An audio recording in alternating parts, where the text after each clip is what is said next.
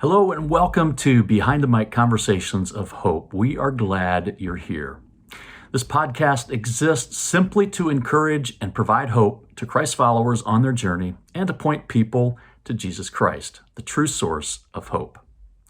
This show is available on all your favorite podcasts, and you can watch also on the YouTube channel. We all need hope in this life, and the stories that you're going to hear on this podcast will meet you where you are and give you hope and encouragement. So subscribe, like, and share. Doing so will help to shine some hope in the lives of others. We like to remind everyone that if your life is grounded in Jesus, even in the darkest times, there is hope. Well, if you watched Super Bowl 57, you probably saw a couple of commercials from He Gets Us. In the days that followed, there was a lot of feedback in the media about these ads, some very positive and others were not so thrilled. Today, we're going to be talking to Brad Hill from He Gets Us and Glue. Brad is going to answer a lot of questions we have about the ads and the purpose behind He Gets Us. If you didn't see the ads, well, here's one to get you started.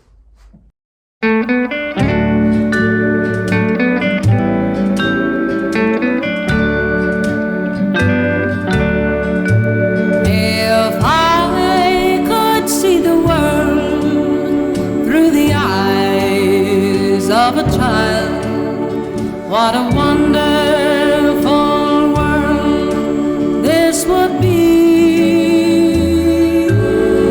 There'd be no trouble and no...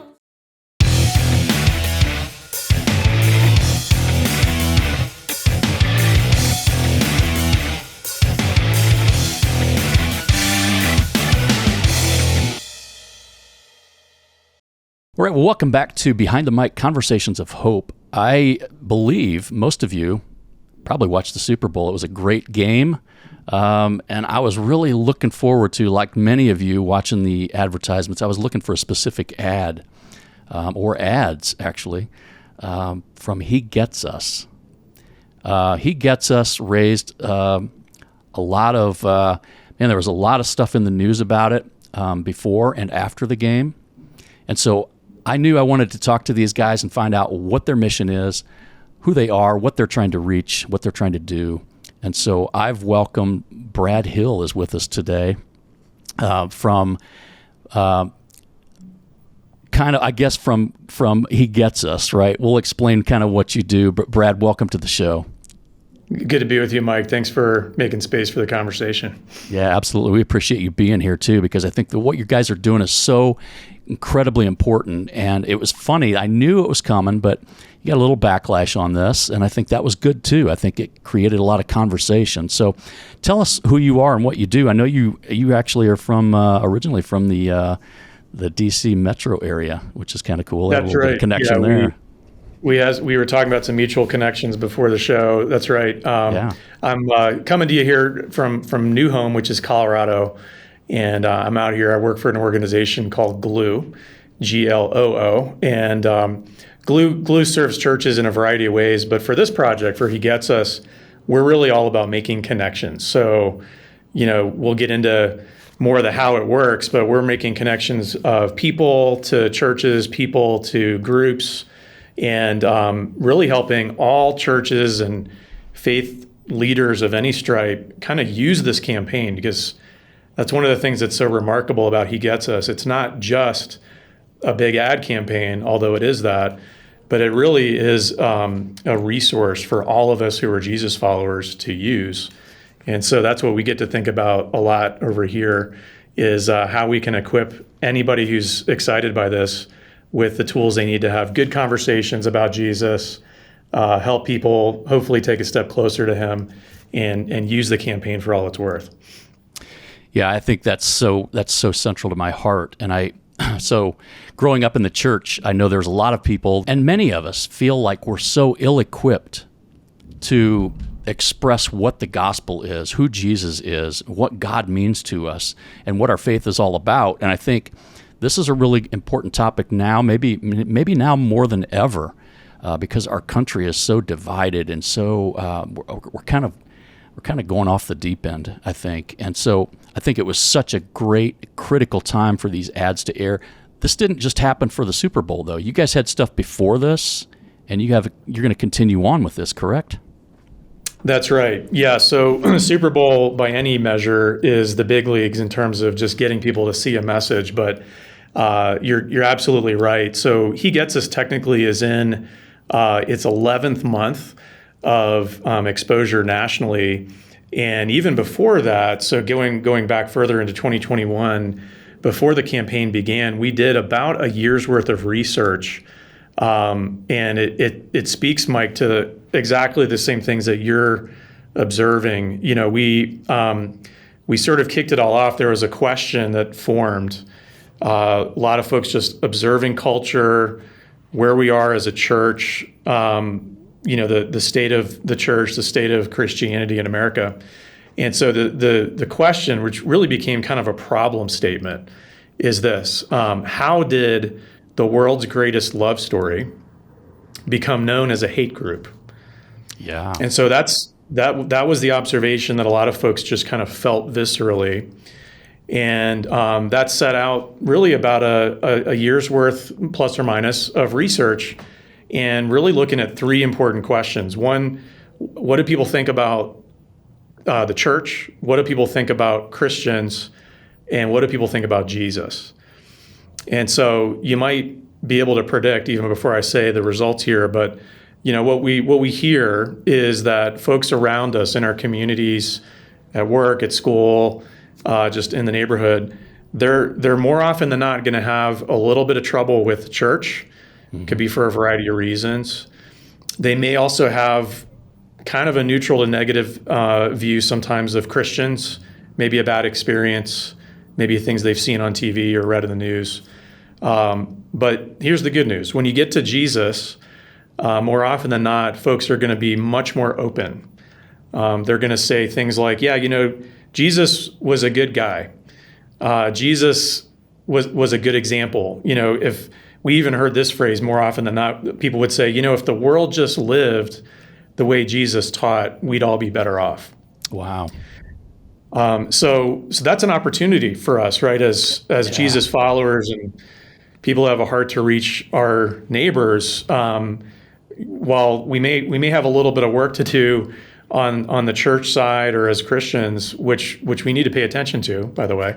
Yeah. Jesus is a great lead. That's a great headline for us to use. So that's one of several things that led to the origin of what we see now in He Gets Us. Yeah. Yeah, what I love too, we're going to talk about your website.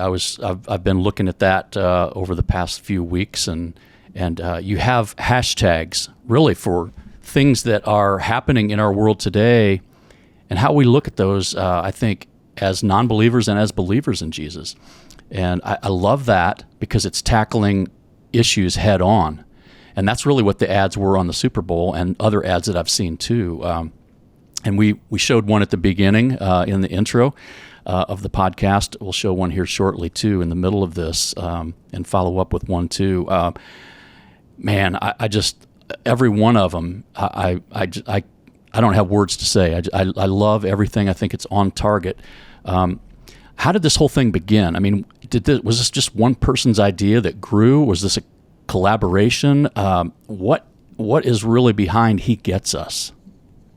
Sure. Well, yeah, it began small, right? It was a handful of folks who also got things rolling financially with the project, but that's really grown quite a bit since then. So there is no single church or denomination or organization really that's behind this, if you will. In fact, you and I could just as easily join the movement, even support it, pray for it, give to it. So it's a growing set of folks who are kind of thinking about it. Now there's organizations that are responsible for running the project, especially the ads that we see. So you would expect you have things like a creative agency. I mentioned Glue, what our job is with the churches. There are those that think about the financial aspects of it, and there's even data every week. There's research because we want to know, like, are the ads working? Are they having an effect? We have two big objectives with the campaign. So no matter who's involved at what aspect, we all kind of center on the North Star of these two objectives. The first one is we want to raise the respect and relevance of Jesus in our culture. So that's more of a think, feel, or attitude, perception type of goal, right? And so, and the good news is we can get more into it, but it's working. Like we are seeing a steady increase in people who have seen these ads and then would say, yep, I believe Jesus is loving. I believe he accepts everyone. I believe that he sought peace, and I want to read more about him in the Bible. So those are several statements that folks agree with. So that's the first objective, is raise the respect and relevance of Jesus. The second one speaks to all of us, but also brings in those of us who would say we're Jesus followers. The way we phrase the second one is we want to call up Christians to best reflect the radical love of Jesus to those that we influence or those around us. So, and you kind of referenced it, Mike, before the Super Bowl, most of the ads around He Gets Us sort of explore one facet of who Jesus was, what he experienced, or even maybe what he taught a little bit. But we made a shift on the Super Bowl. We had two ads, and both of them, the first had a tagline of "Be childlike," and the second says "Love your enemies." And I think most of us, if not all of us, would agree those are standards, those are aspirations that all of us can look to, whether Jesus follower or not. Yeah. We all have areas to improve there. So, so you're starting to see He Gets Us really broaden out in terms of the people we're speaking to and who can benefit from it. But those are the two big goals: raise the respect and relevance, and then call up Christians to best reflect His radical love. Yeah, that's great. And I think, we want to talk about, you mentioned financial. So the first time I saw He Gets Us was, I actually don't remember exactly the first time. It was kind of like this week where I just kept seeing it. But it was before the Super Bowl. And it was an ad that said, get your gear or something like that. And I'm like, okay, what's the catch here?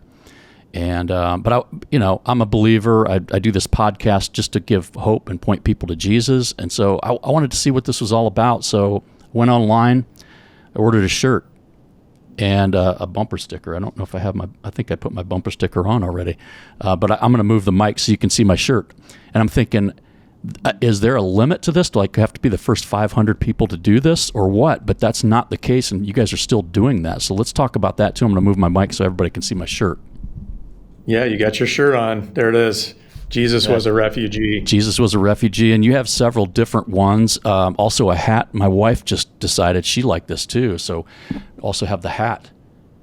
And so you've got, your wife has got our most popular message. Now let's show that again. Hate is loud. Jesus loved louder. Yeah, I think that's a huge banner right now for our society, is that whole hate message.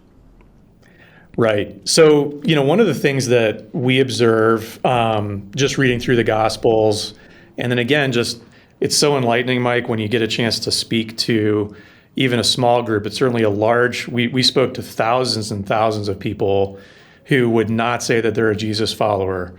And we sought them out because we wanted to hear from them. What do you think? What's your impression? And there's a word we use a lot around here. It's the word confounding.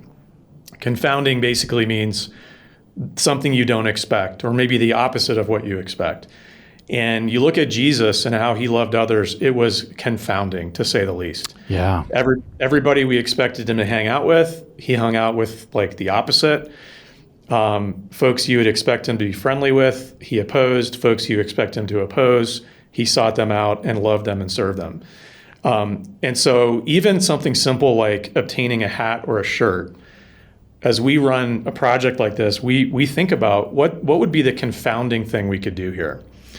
And so as you experienced, when you go onto the website in search of maybe a hat or a shirt, and by the way, you're normally doing that because you have an interest in representing this radical love of Jesus. That's right.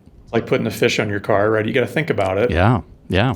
When you go to the checkout screen, it's like an e-commerce experience, except you don't see Visa, MasterCard, American Express.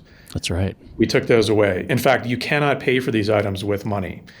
The way you pay, you do have to pay for it. But the way you pay for it is you need to commit to some act of confounding love that you agree that you're going to perform. It could be go out of your way to pay someone a compliment.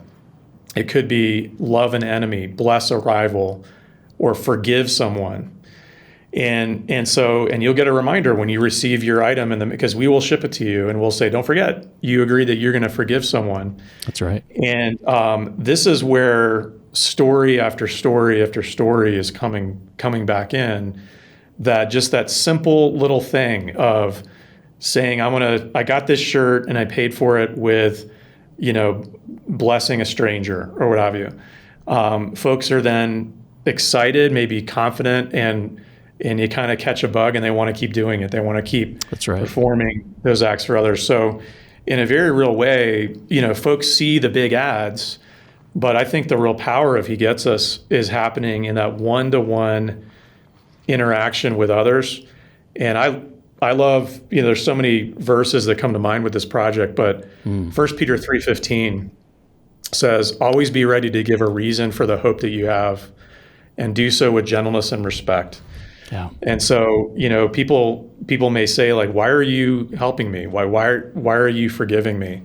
And that's an opening for all of us to have a great opening to a conversation. So that's what we hope happens through this. Yeah, since I've gotten this, of course, I've fulfilled my payment. But every time I wear this, I wear it at the gym. I wear it in public where I know people are. I intentionally wear it when I know I'm going to be around people that will see it. Just for that reason, that if I'm in the grocery store, somebody may see, is that ad or whatever that opens up a conversation that I can have about Jesus. And I think that's probably the toughest thing for believers is to start a conversation about Jesus just randomly. And I think this is a great way to start it. Every time I wear it, I'm conscious of that. And like you said, then it just continues. So I find myself saying many times, why am I doing what I'm doing? And it's living to be the hands and feet of Jesus in my world. And if we all do that, then our world starts to change. And so I love what you're doing. I want to ask you too, with all of the craziness going on in our world, what is the takeaway? I mean, we kind of talked about it, but what is the goal of this whole project? And I know it's going to continue. We'll talk about that too. What may be down the road, but what is the goal? Like the Super Bowl, what did you guys want to see come out of that? And is it happening? Did you hit those marks? I think it's so important. I want to also mention, I started to forget, when you talk about those interviews with people that are not Christ followers, I've heard myself the word hypocrite, holier than thou, people that, because we're humans, we do tend to mess it up.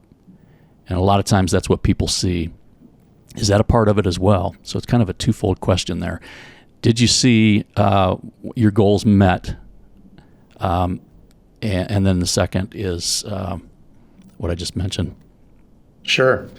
Well, so the Super Bowl, this was our first time, being there. Obviously, significant media moment, and especially to have not one but two ads running.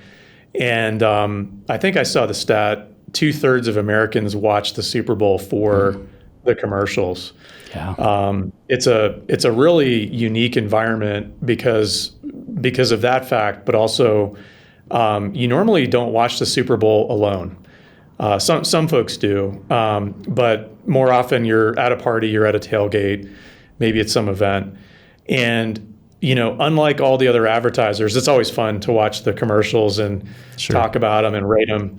But we were not there selling beer or chips or electric vehicles or any, movie promotion, right? We really, our objective with the Super Bowl ads and this whole project is to start conversation.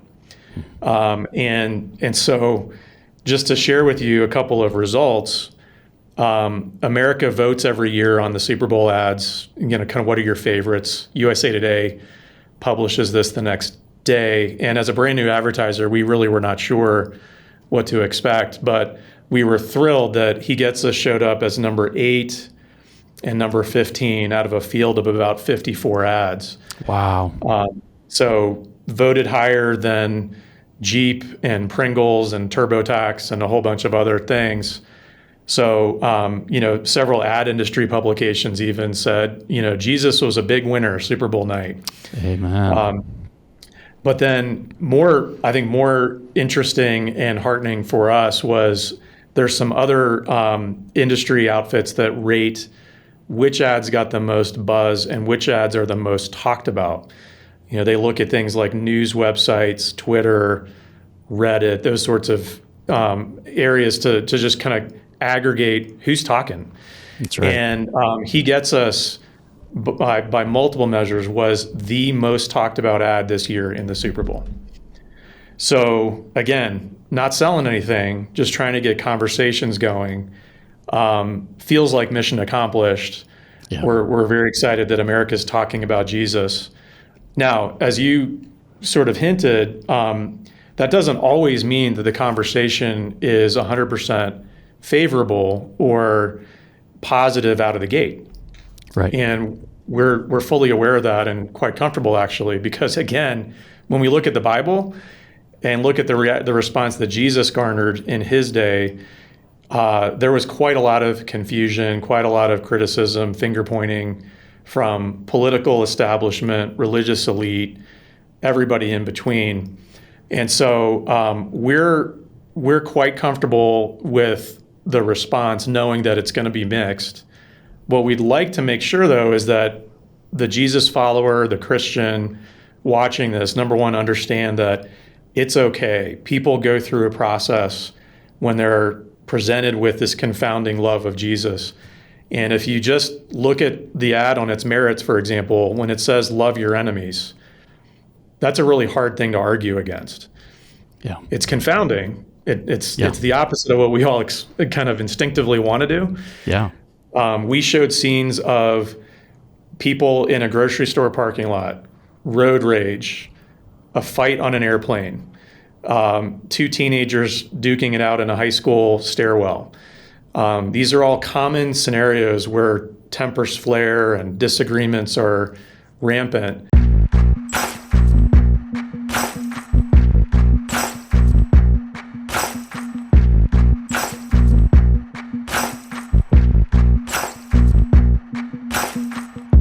Maybe I'm foolish, maybe I'm blind, thinking I can see through this and see what's behind. Got no way to prove it, so maybe I'm lying.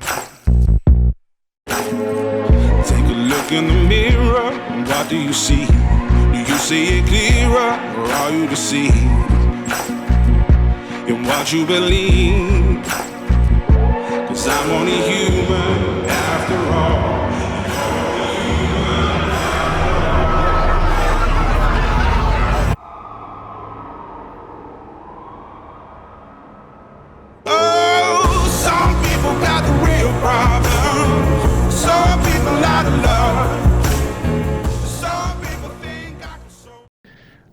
What would it look like, though, if Jesus followers simply chose this third way of addressing conflict, which is to first seek to love that person, love your enemy, right? And so that's the challenge, that's the charge for all of us, is to first live that out. And by the way, let me give you like the hardest place to live it out: on social media. So if you see someone comment or post, doesn't have to be about He Gets Us, it can be about whatever. That's a simple start for any of us to just consider, like, should I post that comment? How could I respond in a way that shows I'm for that person? That's something I'm personally trying to live out in the wake of this. What a revival and revolution we'd start if Jesus followers were known for seeking peace on social media.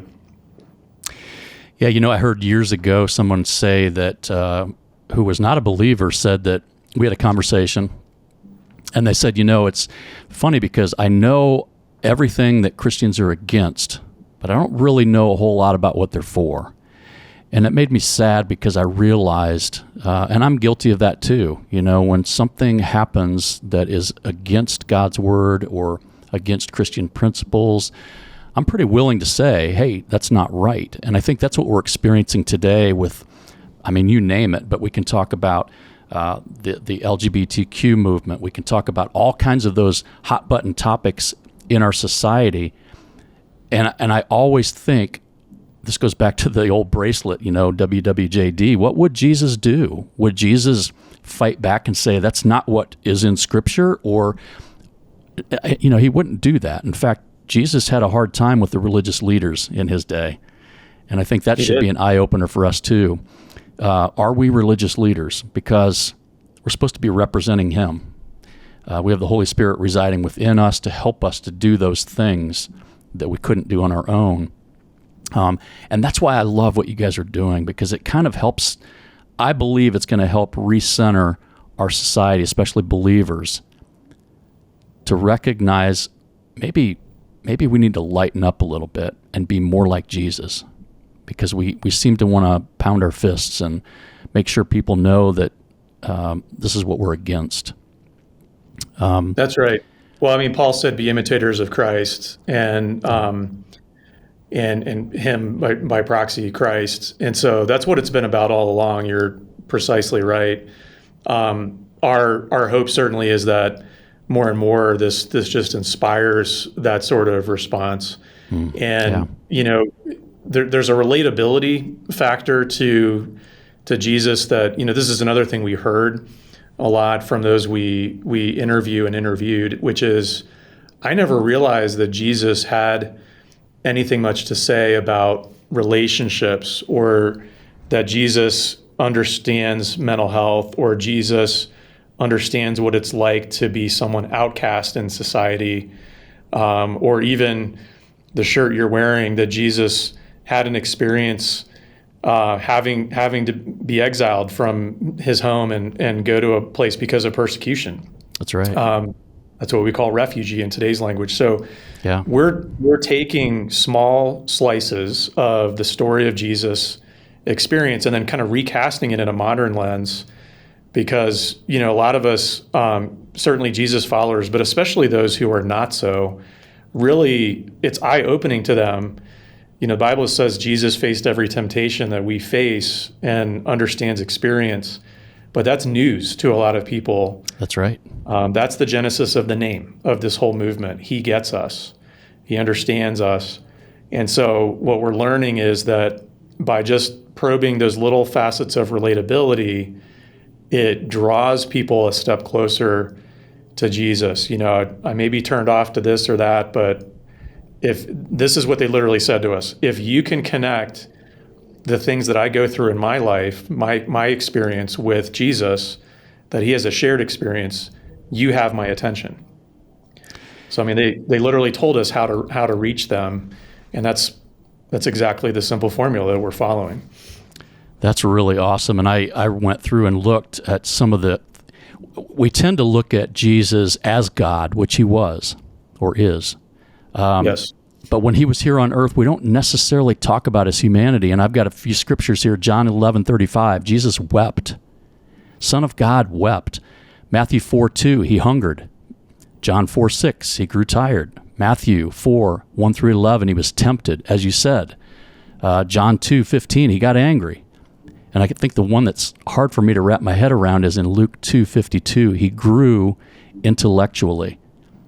That's hard for me to understand, because he was all God, but yet he was all man. He did experience the things that we go through. And I think if there's anything that I want to let people know on this podcast that's all about hope, is that he gets us. He really does. He gets us. He lived it. He just didn't mess up like we do, and that's because of sin. But he's made a way for us to reconnect with God because of his existence here on earth, his death, his resurrection. So again, love what you guys are doing. Just can't say enough about it. I think this is such a great time for this. Well, I had just an encouragement for those of us who are Jesus followers, and maybe even an invitation. we do not have, I think this is one of the facts that maybe holds some of us back from starting those conversations or wanting to talk. We feel like, I don't know everything about the Bible. I'm not an expert in Jesus. What if they ask a hard question, et cetera? What we've learned is there's a lot of power in a simple question, and you don't have to be the expert. In fact, in many ways, it's more authentic to say, hey, I'm on a journey just like you are. I'm happy to tell you more about what Jesus has done for me, but a pastor friend of mine in Chicago came up with a really great, simple way to start conversation, especially if you've just maybe been sitting on the couch next to somebody and you see one of these He Gets Us ads come on. He calls it 3, 2, 1, like 3 simple questions. You can ask the person, hey, what did you think about that ad? Just because they're the expert on how they feel. So what did you think about it? And then second question, why did you feel that way? Get them to expand a little bit more. And then the third is, what do you think you might do about it? And so in that, you're simply inviting them to take a step at their own pace on their own journey. And that's like an analog kind of way of what the campaign always does, which is tries to never preach at or pound someone before they're ready with, the proverbial Bible over the head kind of approach. But essentially just say, hey, here's a simple message we thought you might be interested in. And then if you'd like, you can read a little bit more. If you'd like, you can start a Bible reading plan. If you'd like, you can connect to people in a group, connect to a church, et cetera. So all of us can do this in our own environments, maybe just, I call it the water cooler moment. We're hearing a lot of stories about people at work who are like, Mike, you're kind of a religious guy. You're a Jesus guy, right? I saw this Jesus commercial on the game last night. What do you think about that? You say, I don't know. What do you think? What did you think when you saw it? You don't have to be an expert. You just, asking a couple of good questions will get the ball rolling. Absolutely. I totally agree with that. I was such an introvert most of my life, and went to Bible college and just realized, got a new perspective and realized why I was here. And man, I wasn't doing my job just because I felt like an introvert. And it's too important to keep to ourselves. So and it's amazing, the times that I have stepped out, how God has just been there. And you walk away going, I don't know where that came from other than the Holy Spirit, but, He helps us. And the Bible says He's there to help us. And so you might just surprise yourself at what you know and what you can recall. So that's really great. What does He Gets Us working on right now? I know you guys have this probably a strategic plan on how this is all going to roll out and continue. What's going on right now? Yeah, so we're still just marveling at what God did and continues to do, before, during, and after the Super Bowl moment. Lots of conversations spun up as we talked about. We will have more ads, right? So there will be new messages, new themes. What you can expect is they're going to continue in this same, school of thought around looking at Jesus, looking at His example. We're going to explore themes. We'll be doing some things leading up to Easter. We'll have more through the course of the year. One of the things that we learned, though, at the Super Bowl was what a tremendous fan base there is around Jesus. For all the bad news or maybe disappointing news we hear about the church or whatever, stats and research you might read, I can tell you that God is alive and well, and He is working very, very tangibly through the hands and feet of His followers. So we've set up a simple way to really just build a community around what's happening, kind of a movement. And what we'll do is we've got a simple text, and what people can expect is if they text in, you can text the word He Gets Us to 70193. So He Gets Us, text that phrase to 70193. We promise we won't spam you or, abuse your phone, but we want people to feel like they're a little bit on the inside track. So we'll let people know, for example, when new ads are coming. Awesome. We've already had a huge number of folks praying together, which has been a tremendous way to just build community. Yeah. By the way, folks from across denominations and cities and big church, small church, and everywhere in between, ethnicities. Just a beautiful tapestry that we're seeing. Jesus prayed for one thing before he left, right, which was unity. And so we're seeing evidence of that through this. The number one question we heard Super Bowl night from folks was, how can I get involved?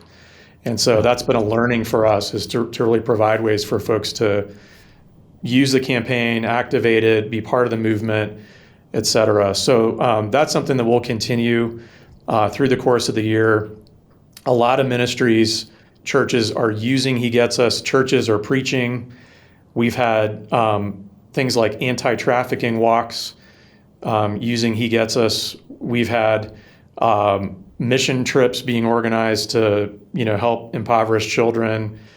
For anybody, by the way, who wonders, could we have spent the money any differently rather than buying ads? What I can tell you is that these messages are inspiring some of the greatest acts of confounding love we could have imagined. And it's only accelerating. So we're going to keep trying to feed the conversation, if you will, but it's really up to all of us to decide, where does He Gets Us go from here? Because it really is becoming a movement. Yeah, I'd heard, I think it was on a social media post, that somebody said they could have used all this expensive money, which, the Super Bowl's known for, the expense of these ads, to do something good. And I really think it comes down to, when you look at it maybe from a different perspective, it's the old adage that, you can give a man a fish and feed him for a day, or you can teach him how to fish and feed him for a lifetime. And I think that's kind of what you guys are doing, is enabling us with the tools to get out there and do what we're called to do as believers. And for those who are not believers, they're seeing this and hearing about it, maybe for the first time. And I think that's powerful, and that's well worth what you're doing, and I love it. You're obviously making a dent in what really needs to be happening in our country and across the world. Sorry to interrupt. We got a story yesterday you just made me think of. A gentleman wrote in and said he ordered his shirt. I think it was a shirt. And I think he had a coworker who was behind on some medical debt.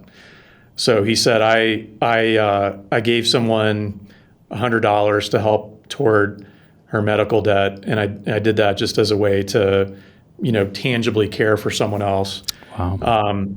Just simple thing, right? But, Super Bowl has an estimated viewership of 113 million people.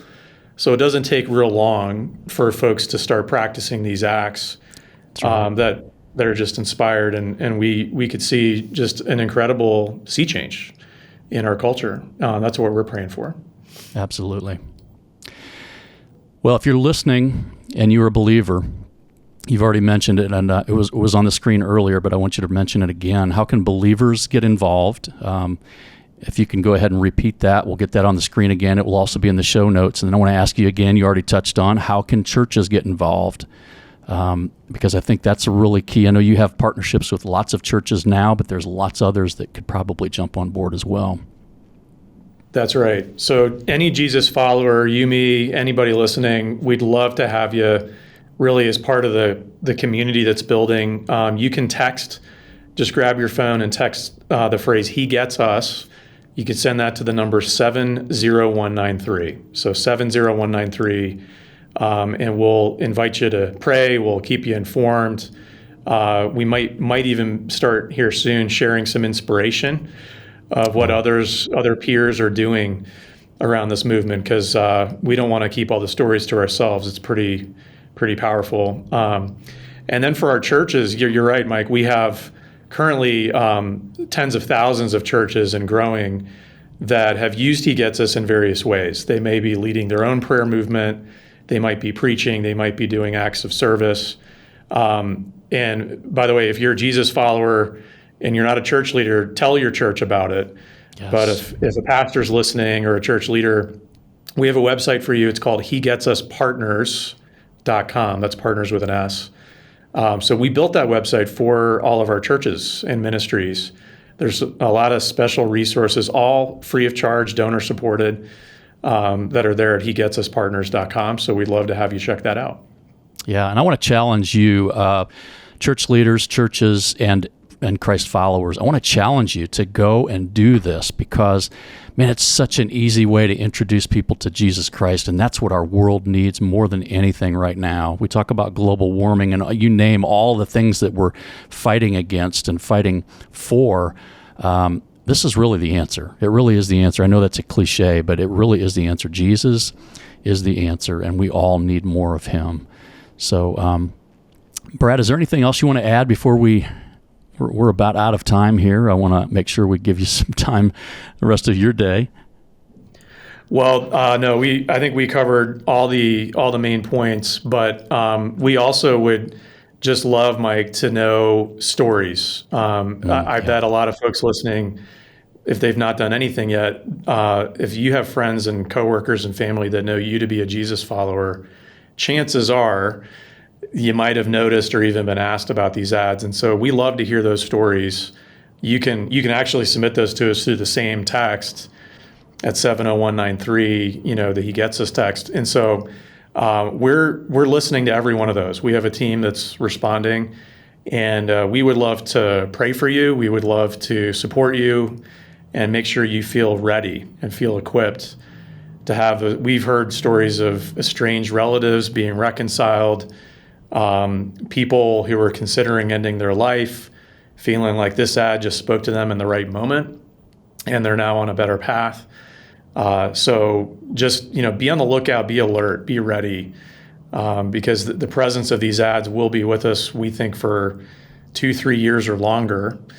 And it's an opportunity for all of us to use it. So use it. That's our invitation. Amen. Brad, thank you. We like to say here, if your life is grounded in Jesus, even in the darkest times, there's hope. And I think that's exactly what He Gets Us is all about, is really providing a reminder to everyone that He gets us and there is hope for this world and for your life individually. He cares about each and every one of us. So thank you for joining us, Brad, and we welcome you to come back anytime. Let us know what's going on there. Love what you're doing. We've just challenged everybody listening and watching to get involved, and great resources out there. Thanks again for joining us. We hope to talk to you again soon. Thank you, Mike. Appreciate it.